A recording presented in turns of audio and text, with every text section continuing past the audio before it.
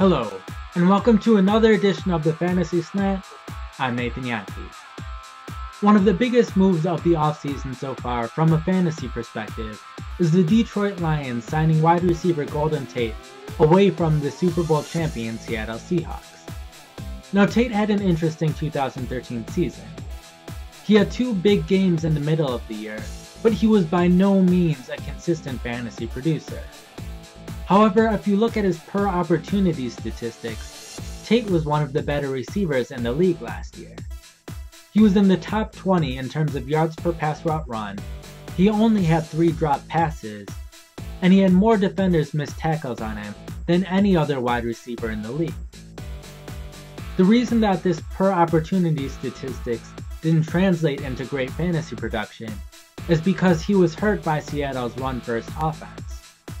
This limited the number of targets that he had in a game. There were only 6 games where he saw more than 6 targets, and he never saw double-digit targets.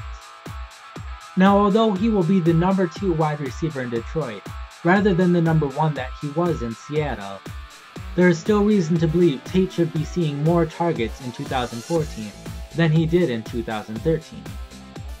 This is because Seattle only had 32 dropbacks per game last year, while Detroit had 40 dropbacks per game.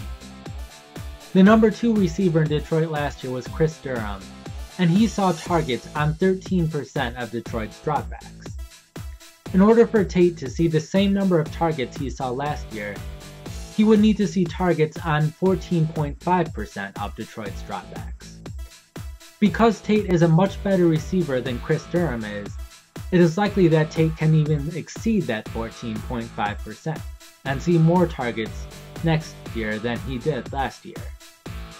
Tate should also be seeing worse coverage in Detroit than he was seeing in Seattle. Often the number 1 cornerback on the opposing team would line up against Tate on every play. Typically, in Detroit, the number 1 cornerback will line up against Calvin Johnson on every play to try stopping Johnson, which will leave the number 2 cornerback to Tate.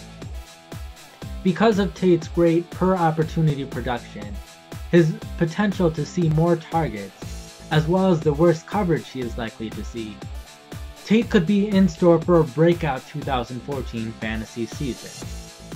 For Pro Football Focus, I'm Jahnke.